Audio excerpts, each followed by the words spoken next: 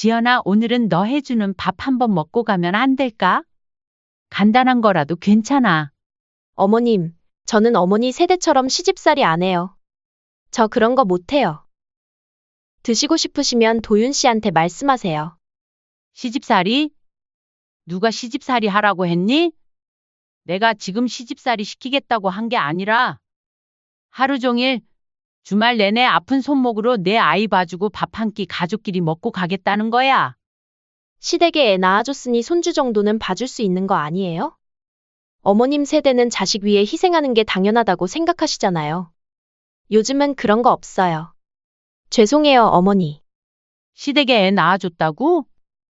내가 아이 낳은 건 시댁이 아니라 너와 도윤이를 위한 거 아니니? 그걸 마치 나한테 베푼 은혜처럼 말하는 거야? 어머님, 제가 애 안 낳을 수도 있었잖아요. 요즘 젊은 부부들 다 딩크족이던데. 그런데 저는 민준이 낳았잖아요. 그러니까 어머님도 좀 이해해달라는 거죠. 뭐? 내가 아이 낳은 건 나 때문이 아니라 너희 가정을 위한 거야. 내가 그걸로 너한테 빚진 게 뭐가 있다고 그래? 어머님, 왜 그렇게 화내세요? 저는 그냥 손주 봐주는 건 당연한 거라고.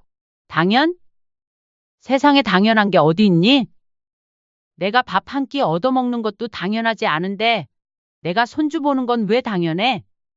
이번 사연의 주인공은 경기도 하남시에서 30년 넘게 갈치조림 전문 식당을 운영한 강정심 씨입니다. 새벽 4시 정심 씨는 커다란 솥에서 갈치 내장을 긁어내고 있었습니다. 손가락 마디마다 굳은 살이 박혀 있었지만 그 손길만큼은 여전히 섬세했습니다. 갈치조림으로 유명한 하남댁의 비결은 바로 이 정성이었죠. 아주머니, 새벽같이 나오셨네요. 이제는 나이 생각하셔야죠. 야채를 납품하는 아저씨가 하품을 하며 들어왔습니다. 제가 조금이라도 허투루 하면 손님들이 모를 것 같죠? 귀신같이 알아요. 정심 씨의 목소리는 힘이 없었지만 손놀림은 여전히 빨랐습니다. 30년 전 남편이 세상을 떠났을 때 정심 씨는 이 식당만이 아들 도윤을 키울 수 있는 유일한 희망이었습니다. 새벽부터 밤늦게까지 일하며 아들 하나 대학까지 보냈죠.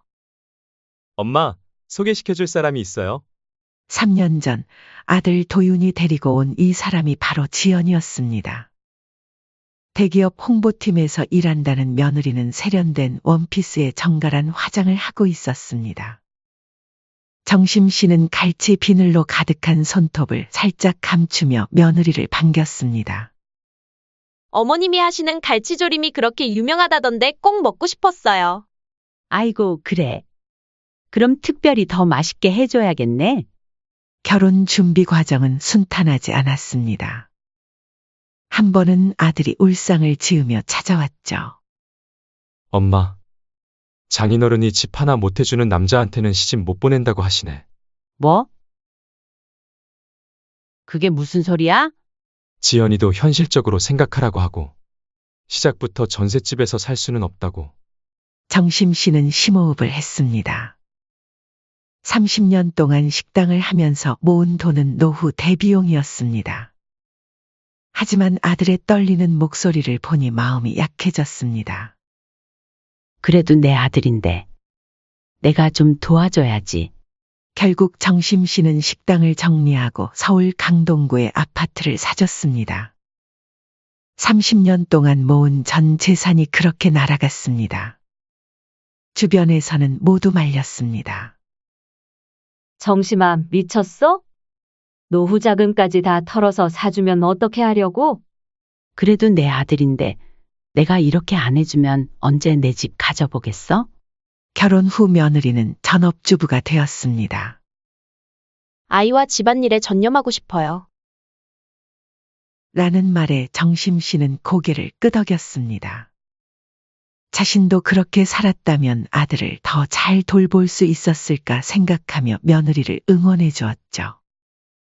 축하해. 민준이라니 좋은 이름이다. 손자가 태어났을 때 정심 씨는 기뻤습니다.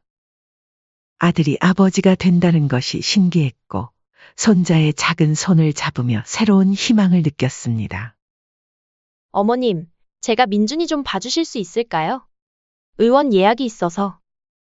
처음에는 가끔이었습니다. 하남에서 강동까지 지하철을 2번 갈아타고 왕복 2시간이 걸렸지만 정심 씨는 기꺼이 갔습니다. 부탁 들어주셔서 감사해요, 어머님. 뭘 당연하지. 걱정하지 말고 잘 다녀오거라. 하지만 상황은 점점 변했습니다. 일주일에 한두 번이던 것이 3번이 되었고 1시간이던 것이 반나절이 되었습니다. 정심 씨는 점점 피로감을 느꼈습니다. 도윤아, 지연이는 전업주부면서 왜 이렇게 손주 봐달라는 일이 많니? 어느 날 아들과 전화통화를 하면서 정심 씨는 조심스레 물었습니다. 엄마, 그게 지연이가 출산하고 얼마 안 돼서 힘들다고 해서요. 엄마가 좀 지연이 이해해 주세요. 산후우울증 같은 것도 있고. 정심 씨는 한숨을 내쉬었습니다. 며느리를 이해하려고 노력했지만 매주 2에서 3일씩 손주를 봐주는 일은 쉽지 않았습니다. 그래도 정심 씨는 불평 없이 다녔습니다. 이번 주에도 부탁드려도 될까요? 월, 수, 금요일에 좀. 며느리 지연의 전화는 정심 씨의 일상이 되었습니다. 정심 씨는 몸이 지치고 힘들어도 그럼 당연하지 라며 웃었습니다.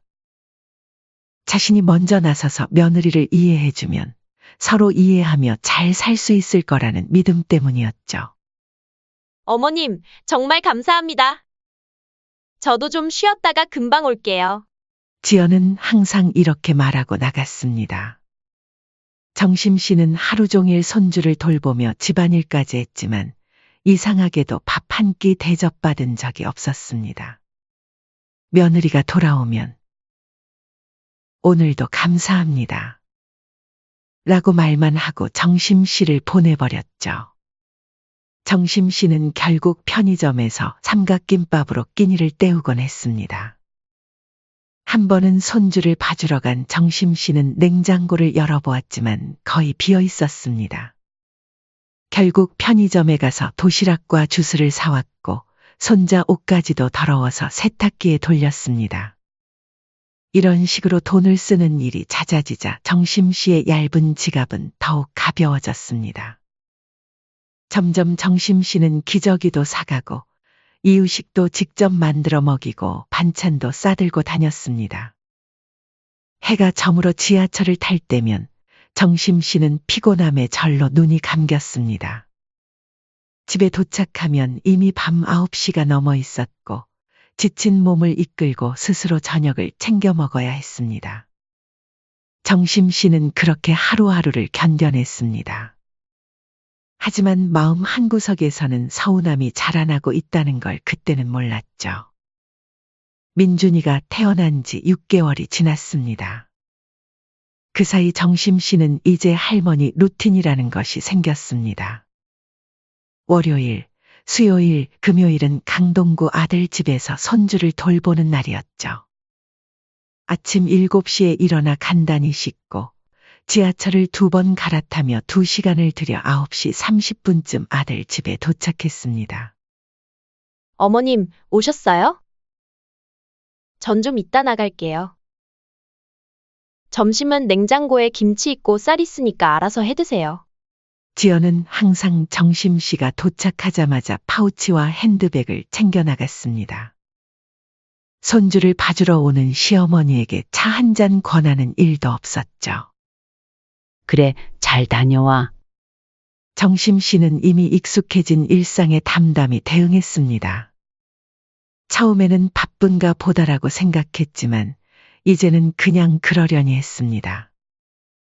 아들 도유는 출근하고 없었고 며느리는 전업주부라면서도 항상 바빴습니다. 우리 민준이 할머니 왔네? 오늘 뭐 하고 놀까? 정심 씨는 손주를 품에 안으며 웃었습니다. 민준이의 웃는 모습은 어릴 적 도윤이와 똑같았습니다. 아직 말을 못하는 민준이었지만 두 눈을 동그랗게 뜨고 할머니를 보는 모습이 정심 씨의 마음을 녹였습니다. 오전 내내 정심 씨는 손주와 놀아주고 이유식을 먹이고 기저귀를 갈았습니다. 그러다 문득 아이 기저귀가 마지막 한 장임을 발견했습니다. 어머, 기저귀가 떨어졌네. 정심 씨는 민준이를 안고 근처 마트에 가서 기저귀를 샀습니다. 살 때마다 느끼는 거지만 기저귀는 참 비쌌습니다.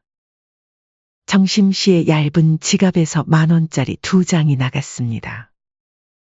민준아, 할머니가 맛있는 이유식 해줄게. 집에 돌아와 정심 씨는 냉장고를 열어보았습니다.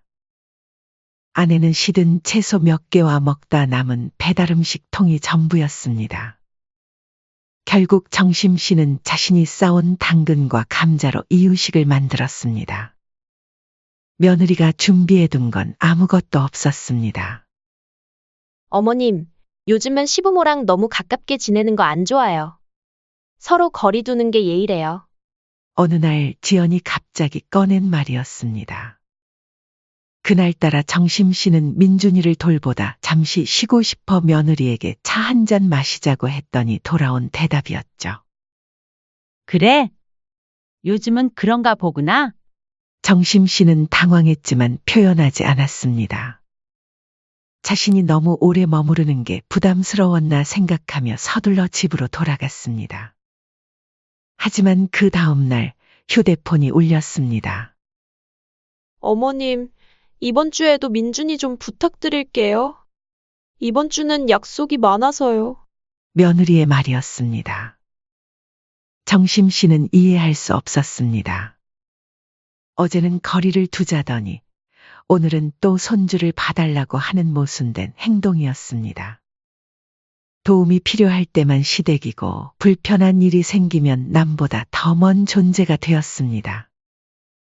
정심 씨는 자신의 삶을 내려두고 또다시 며느리의 부탁을 들어주었습니다. 이제는 일주일에 3일이 넘게 손주를 봐주었습니다. 민준이가 태어난 지 10개월이 될 무렵 정심 씨의 피로감은 극에 달했습니다. 매주 지하철을 타고 왕복 4시간을 소비하는 일은 육체적으로도 힘들었지만 정신적으로 더 고통스러웠습니다. 어머님, 이번 주말에도 좀 봐주실 수 있어요? 친구들이랑 제주도 가기로 했거든요. 며느리의 전화에 정심 씨는 잠시 말을 잃었습니다. 평일도 모자라 주말까지 요구하는 상황이 되었습니다.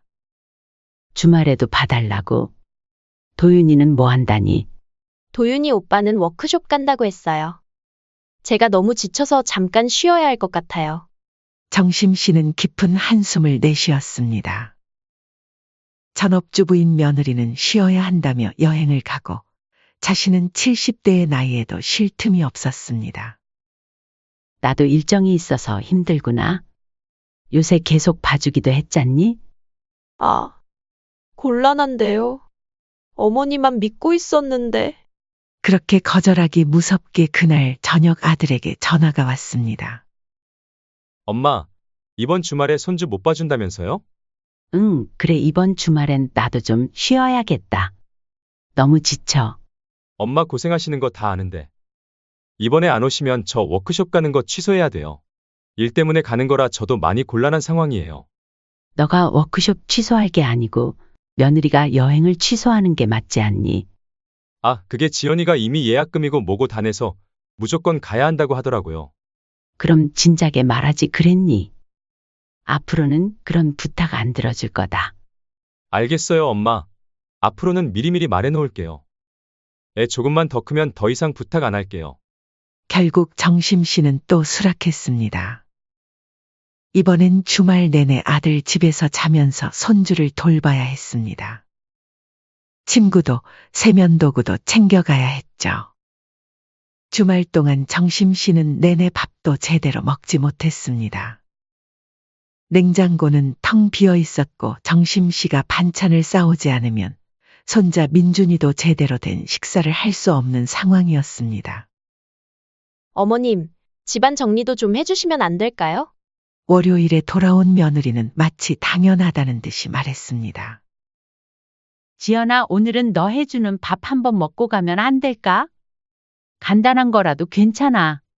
며느리의 표정이 단번에 굳었습니다. 마치 무례한 요구를 들은 것처럼 눈썹이 찌푸려졌습니다. 어머님, 저는 어머니 세대처럼 시집살이 안 해요. 요즘 여자한테 밥 차려달라는 거 너무 시대착오적인 거 아세요? 저 그런 거 못해요. 드시고 싶으시면 도윤 씨한테 말씀하세요. 정심 씨는 충격의 말을 잇지 못했습니다. 하지만 곧 오랜 세월 단련된 강인함이 되살아났습니다. 쌓인 감정이 목구멍까지 차올랐습니다. 시집살이? 누가 시집살이 하라고 했니? 정심 씨의 목소리는 떨렸지만 또렷했습니다. 내가 지금 시집살이 시키겠다고 한 게 아니라 하루 종일 주말 내내 아픈 손목으로 내 아이 봐주고 밥 한 끼 가족끼리 먹고 가겠다는 거야. 시댁에 애 낳아줬으니 손주 정도는 봐줄 수 있는 거 아니에요? 어머님 세대는 자식 위해 희생하는 게 당연하다고 생각하시잖아요. 요즘은 그런 거 없어요. 죄송해요, 어머니. 그 말이 정심 씨의 가슴을 칼로 찌르는 듯 했습니다. 하지만 이번에는 참지 않았습니다. 시댁에 애 낳아줬다고? 내가 아이 낳은 건 시댁이 아니라 너와 도윤이를 위한 거 아니니? 그걸 마치 나한테 베푼 은혜처럼 말하는 거야? 며느리 지연은 어깨를 으쓱하며 대꾸했습니다. 어머님, 제가 애 안 낳을 수도 있었잖아요. 요즘 젊은 부부들 다 딩크족이던데. 그런데 저는 민준이 낳았잖아요. 그러니까 어머님도 좀 이해해달라는 거죠. 뭐? 내가 아이 낳은 건 나 때문이 아니라 너희 가정을 위한 거야. 내가 그걸로 너한테 빚진 게 뭐가 있다고 그래? 며느리는 눈을 동그랗게 뜨며 놀란 척했습니다. 어머님, 왜 그렇게 화내세요? 저는 그냥 손주 봐주는 건 당연한 거라고. 당연? 세상에 당연한 게 어디 있니?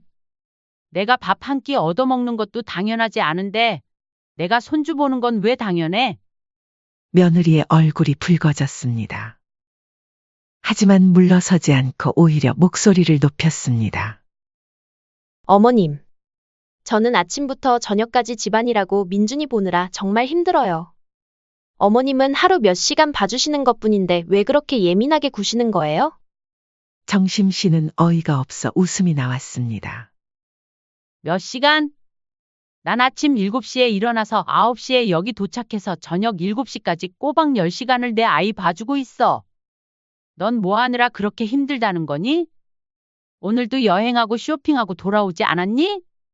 저도 제 시간이 필요하다고요. 어머님은 이해 못 하시겠지만 요즘 엄마들은 자기 케어도 중요하게 생각해요. 그리고 저는 도윤 오빠랑 결혼할 때 어머님이 이런 식으로 간섭하실 줄 몰랐어요.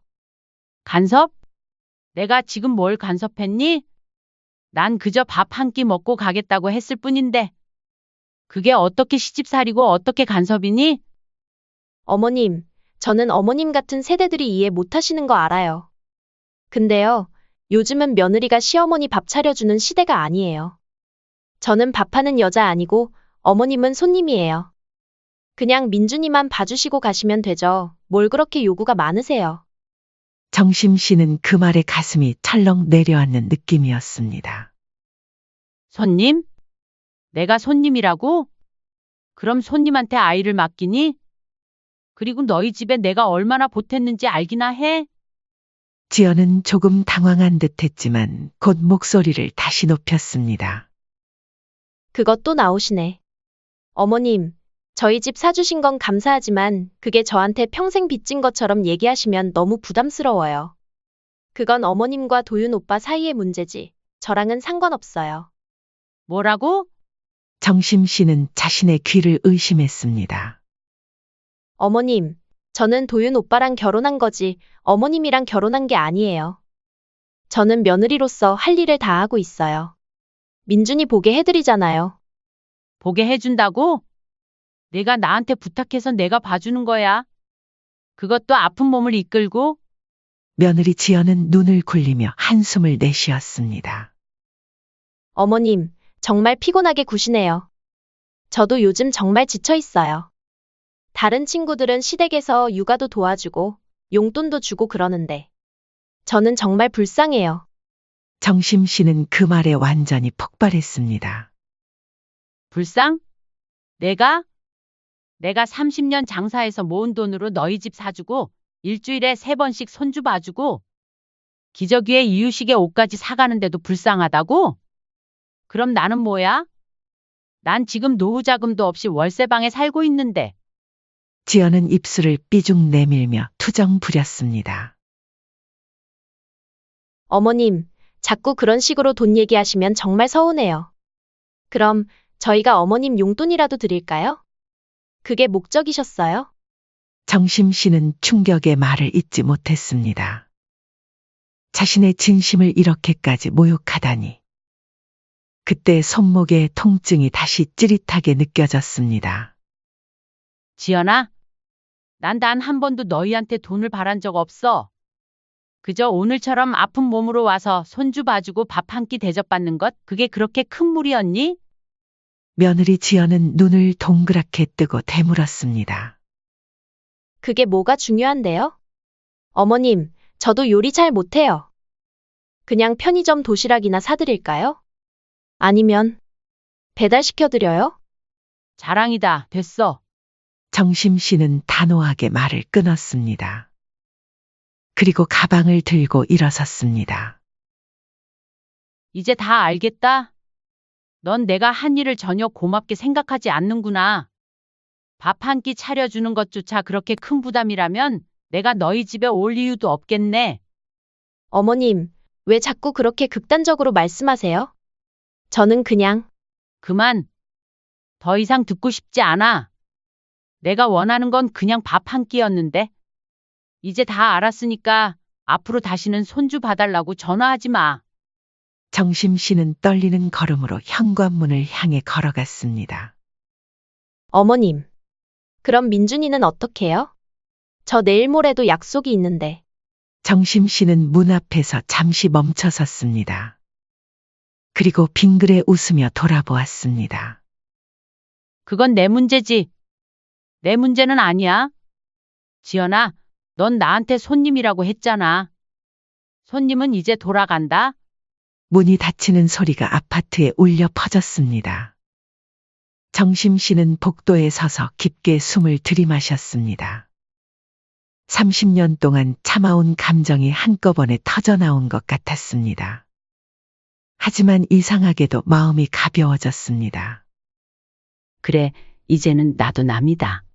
며칠 후 정심 씨는 가방에 중요한 서류들을 챙겨 넣었습니다. 오랜 망설임 끝에 내린 결정이었습니다. 서류 가방을 들고 부동산으로 향했습니다. 정심 씨, 정말 파시는 거예요? 아드님도 동의하셨습니까? 부동산 중개사의 물음에 정심 씨는 담담하게 고개를 끄덕였습니다. 내 소유 이름으로 된 집이에요. 내가 결정할 일이죠? 강동구 신축 아파트면 매물 나오자마자 팔릴 겁니다. 가격은 어떻게 생각하고 계세요? 정심 씨는 이미 시세를 알아본 상태였습니다. 아파트를 구입했을 때보다 가격이 많이 올랐더군요. 금액을 말하자 중개사는 만족스러운 표정을 지었습니다. 좋습니다. 오늘 매물 올리고 내일부터 보여드릴게요. 부동산에서 나온 정심 씨는 휴대폰을 꺼내 아들에게 전화를 걸었습니다. 통화음이 3번 울리고 나서야 도윤이 전화를 받았습니다. 엄마, 무슨 일이야? 나 지금 회사라. 그 집 정리할 거야. 민준이도 앞으로는 안 볼 거니 그리 알 거라. 말을 끝내고 전화를 끊었습니다. 몇 초 후 다시 휴대폰이 울렸지만 정심 씨는 받지 않았습니다. 평소 며느리 눈치를 보며 말 한마디 제대로 못하던 아들이었으니까요.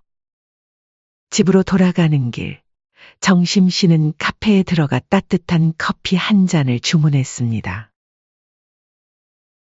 창가 자리에 앉아 천천히 커피를 마시며 생각에 잠겼습니다.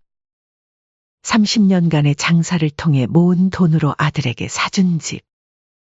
그 집을 팔겠다는 결정이 쉽지는 않았습니다.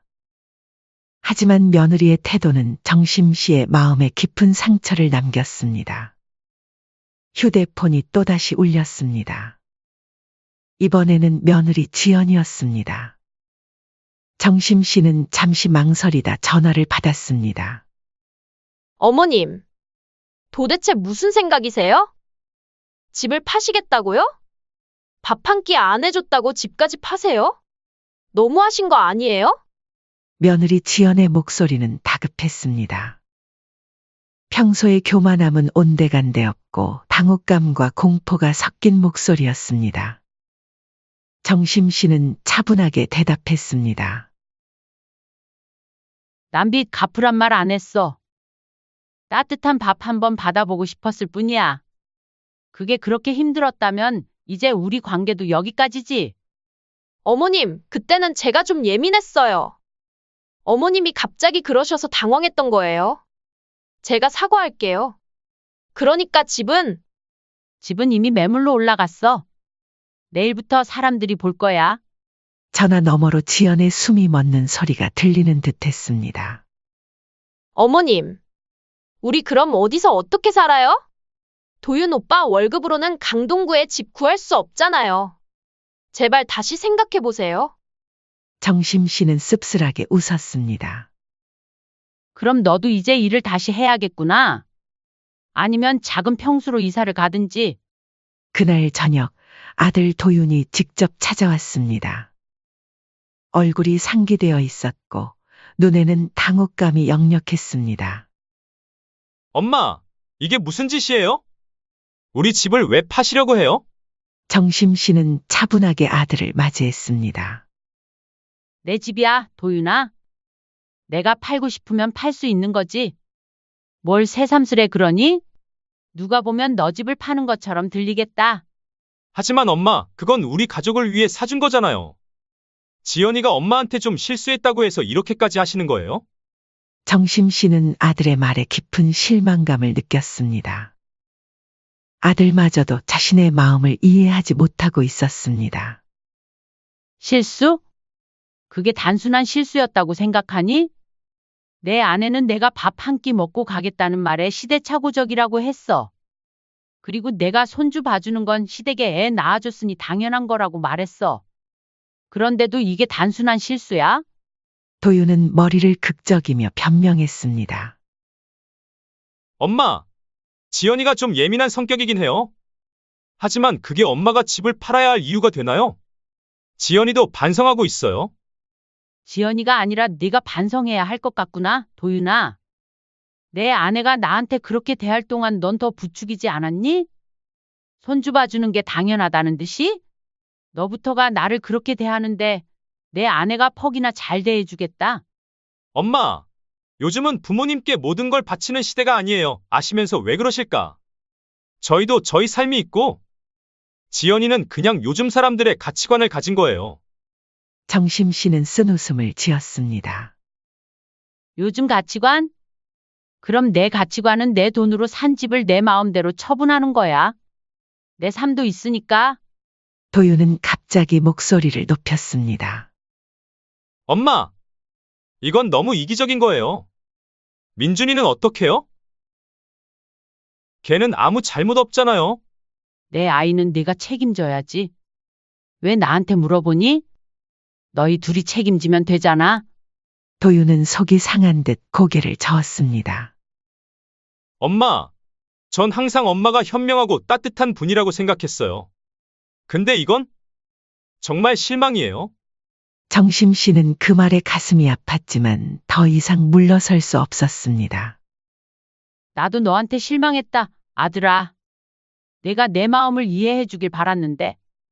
하지만 이제 알겠구나. 너희에게 난 그저 손주 봐주고 돈 주는 사람일 뿐이었던 거지. 도윤은 문 앞에서 마지막으로 한마디를 던졌습니다. 지연이 말이 맞았나 봐요. 엄마 세대는 정말 이해하기 힘들어요. 다른 친구 부모님들은 다 도와주고 그러는데. 정심 씨는 더 이상 듣지 않았습니다. 문을 닫고 혼자 남은 집에서 정심 씨는 깊은 숨을 내쉬었습니다. 아픔이 있었지만 동시에 해방감도 느꼈습니다. 30년 동안 모든 것을 희생하며 참아왔던 시간이 이제 끝났습니다. 사흘 후 아파트의 적정 가격을 제시한 매수자가 나타났습니다. 계약을 마치고 나오면서 정심 씨는 하남 시내에 있는 작은 전셋집을 계약했습니다. 30년 넘게 살았던 하남이었기에 정이 들었고 아직 가끔 들르는 옛 식당 단골들도 있었습니다. 이사하는 날 지연에게서 문자가 왔습니다. 어머님, 정말 이러실 거예요? 저희는 이제 어떻게 살아요? 민준이는 어쩌라고요?